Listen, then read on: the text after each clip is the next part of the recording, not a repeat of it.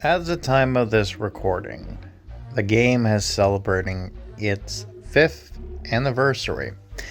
This game has been out for 5 years, and this video is basically a look back at the stuff that has happened as of late, because it's me reached this certain milestone, half a decade. I figured it might as well be unjust for me if I didn't go ahead and kind of talk a little bit about it. And why not? More of content for videos.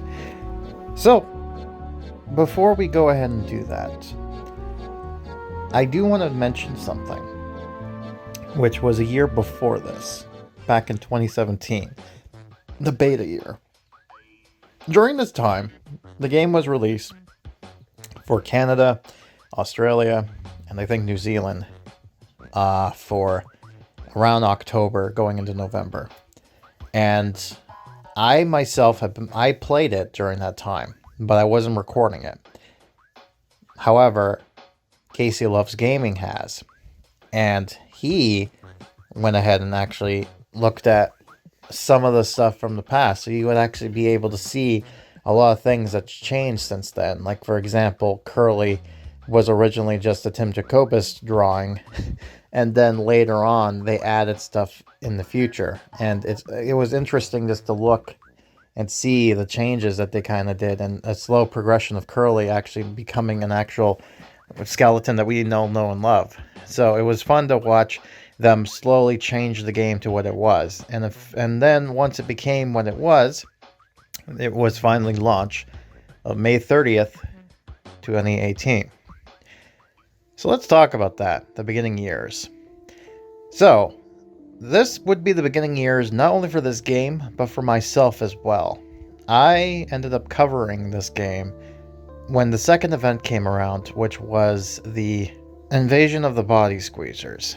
And during that time, it was interesting because that was like the first time I actually decided to record something like this and try to make a video of it. And I was very much an amateur of it. I still didn't know what I was doing. But I was one of the only few people that actually recorded all the dialogue for that particular event. So it was one of those things where I ended up becoming this type of thing. And the reason I ended up doing that was because I liked this game and no one was going to be doing it. So I was like, fine, I'll do it myself. And that's what I ended up doing. And it slowly ended up coming from there. And what followed after that was probably one of the best updates that ever hit this game, which was the Haunted Halloween update based off of the second movie that didn't do very well. But the event is probably one of the best ones they had released, just because of the amount of content they had and all the interesting stuff they included in there, especially adding the special books or the book options and all that stuff to make it more interesting with playing the game and replaying certain things and unlocking little books and trinkets and all that stuff. It was a really nice update and it had a lot of filling to it. And then the end of the year off, we got to the Christmas one. And then during that time, we had an interesting take where they decided to take the Tales to Give You Goosebumps series and added multiple stories and make it one interesting new narrative, which hasn't been seen before, and kind of added a new OC character, kinda. I mean, technically he's supposed to be from one of the books, but at the same time he's not really based on anyone in particular. So it's interesting that they ended up getting that there. And then later on, the game started to actually get more level upgrades, level add-ons during this time. And 2018 was that type of year. And then we go into 2019, which was considered to be what I like to dub the growing pain year. And why I say this is because for the first few bits going into May, it was fine. We were getting updates. We were getting like small little book, main level update, and then an event. And that was the kind of pattern of behavior that we're kind of doing. And we were going to get that, except near the end of June, which was after the Nightmare Camp update, we ended up going to Slap Mr. Woods update. and that felt like it wasn't finished. Like, it seemed like a book was supposed to be added, but it was not ever supposed to. I don't know why it happened there. And I feel like part of the reason was because of the absence of the content director of the game, because I knew the content director for a while, and then he left in around June going into July, so July was his last thing. And I remember too, he changed his profile picture to that of Mr. Wood and then ended it, and and that was a little like going like, oh, Mr. Wood's coming, and it was an interesting way of kind of doing that type of stuff. But for the while, we had like absolutely nothing looking forward to in after July, because there was like nothing until the next update was coming up in August, which was Please Don't Feed the Vampires. Now, mind you, I feel like this update and some of this updates were already made beforehand and they were going to be put into Spuff.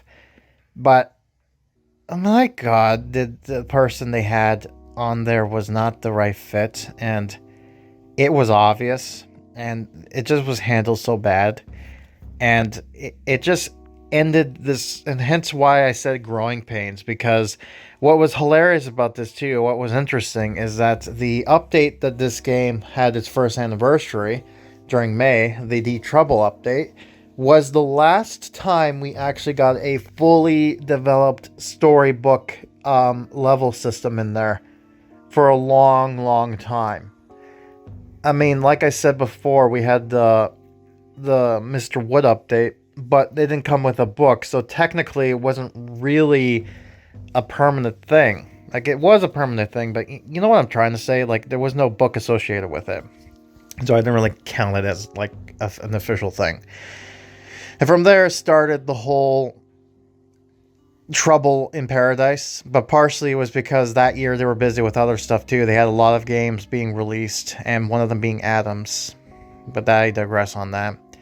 But one of the interesting things that happened that year, for me anyways, was that I was in a unique position to make an event, which I've talked many times before. I've made the special features going in depth about this, but this was the year I made Shop Till You Drop Dead.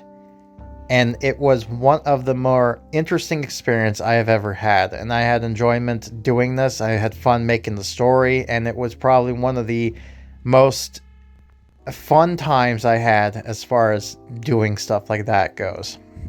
And, I'll never trade it for the world. It was a really interesting experience. And that ending there, going to the next year, ironically enough, was one of the best years, I would say, which is the mega updates. The year of the mega updates. And January was slow, but as soon as February came around, it was just like lots of different stuff. We got a bunch of interesting lores, like with the first update we got, which was Valentine's. Poison Lake, that cringy fest, and then they just got better and better. And May was a little bit of the second year anniversary was a little bit of a cluster, and that was partially due to the world pandemic that was going on. So, the fact that was still going on, but yet they were still able to make these banger updates said something.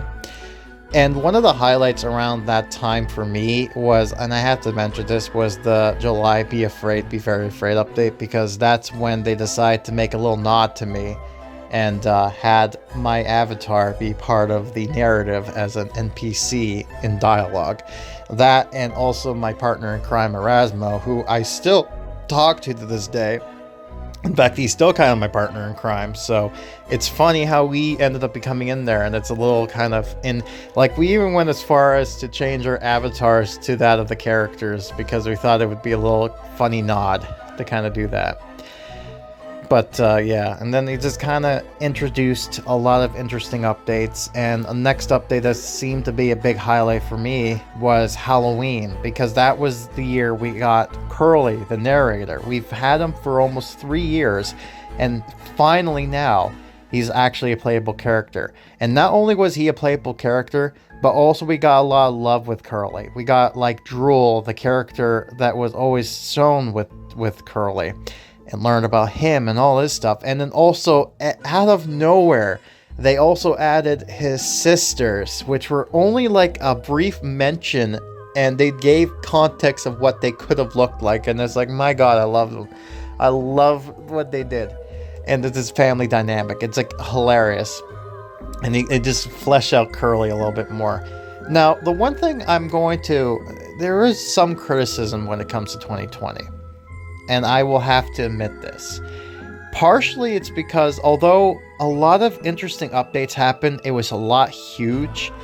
And, a lot of money-making type of things. But that wasn't really the big issue. The real big issue was a lot of the books were very loosely based around the book subject matter. In fact, some of them don't even be based on the book at all. And it can work in some cases, other times not so much. And this was just one of those cases where that kind of happened.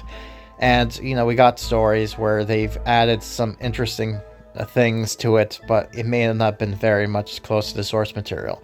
Nothing that it's not a bad thing. It's just one of those things that a lot of people might consider to be bad in the sense of that. So I had to mention that at some point said from there. So then 2020 was the great year. And then we go to the next year, the hiatus period. This was one of the saddest moments of the game because we started off the year really big. We actually ended up getting Nightwing finally in the game, which is amazing because this was teased since the very beginning of the game, and we finally got context of this, and he is nothing like we thought he was going to be, which is just hilarious. I just love the idea that this was like this was the guy's last kind of hurrah, and this was like one of those moments that was just hilarious to it, and it kind of ended in the way that kind of seemed like it was kind of a swan song of sorts. And from there, we ended up just getting no updates except for bundles popping in there, and they were okay, but it wasn't really anything to look forward to for the most part. It was just kind of sad and depressing. Now, if you see my videos, you know why this was the case. Because behind the scenes, there was some dramas going on when it comes to the game, of course, because of Scholastic's ownership of it and the contract, and things weren't working out the way they wanted to. So they were trying to still keep the license and whatnot. But they ended up trying to do one last thing, which was, this game and Halloween was always a thing. So Halloween ended up becoming one of those last kind of farewell type of things. And it ended up becoming that of Full Moon Fever, or Halloween as they call it. And it was kind of depressing to look through it, because the story was great and all. And I feel like the ending to it was basically like as close to what you would expect from HorrorTown that kind of ended off on. But it's also sad to look at it and realize that the game you loved is probably dead because it didn't get what they were looking for. And that was a sad moment. And I really was debating on how to deal with this. And I was kind of hoping not to do anything that kind of to make the video and the kind of concluding and ending everything off and whatnot. But that was the sad reality we're coming to in 2021. And that was just how it was going to end. But as you know, that didn't happen. Instead, 2022 happened, the year of the resurrection. All of a sudden, we got confirmation that things happened. A few things happened. For one, Goosebumps is no longer let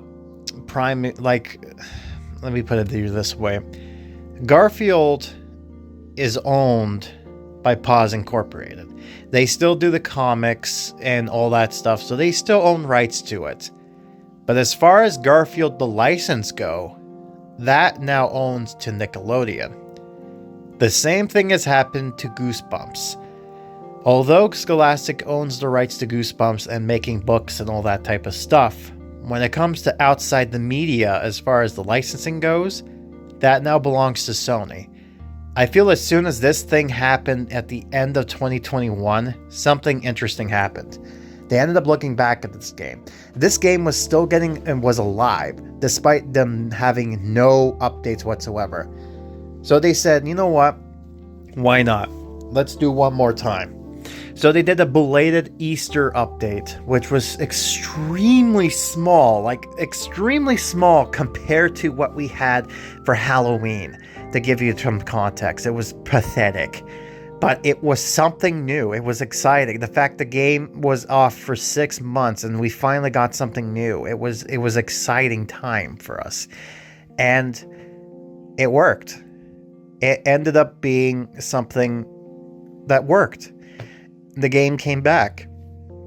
Smaller, but it came back. And just in time too, because that year, Goosebumps was celebrating its big milestone. It was turning 30 years old. So what better way to kind of celebrate it with an in-game update? And that's what they did. They introduced Affabee, which was, as we all know, secretly R.L. Stine, the main creator of the series.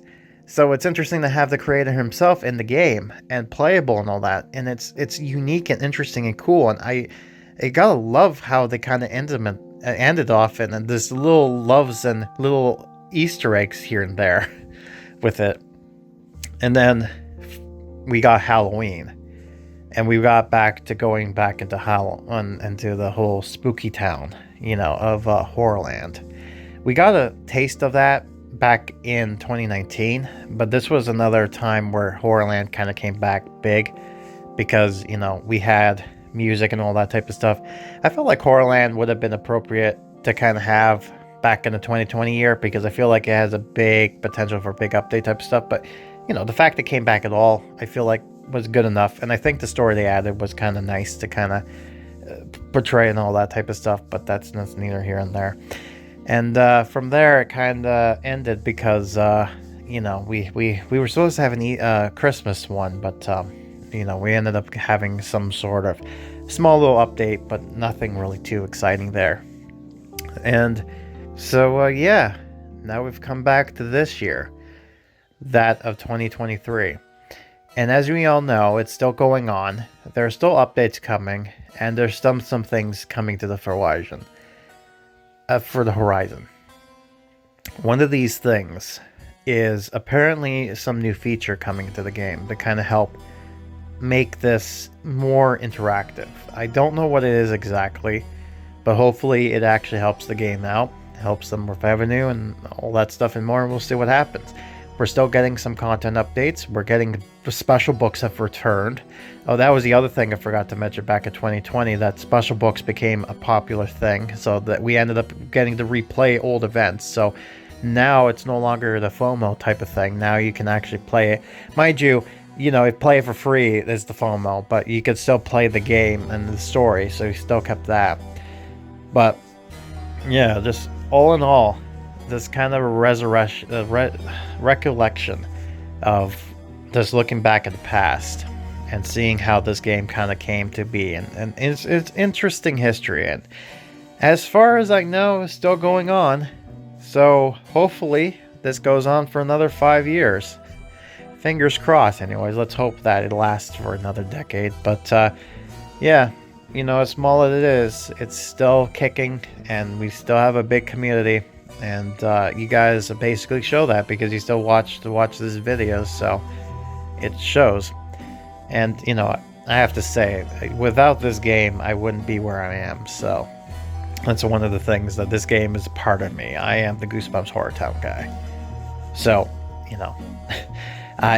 this is just something that makes me happy because I'm able to make more content and videos for this type of stuff. So it's nice to see that this game kind of has its own type of stuff, but I digress. Anyways, that's it for now.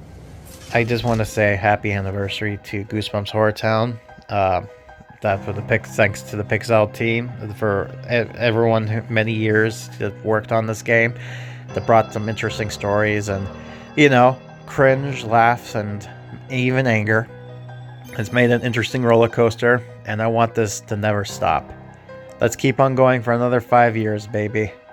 I'll see you next time.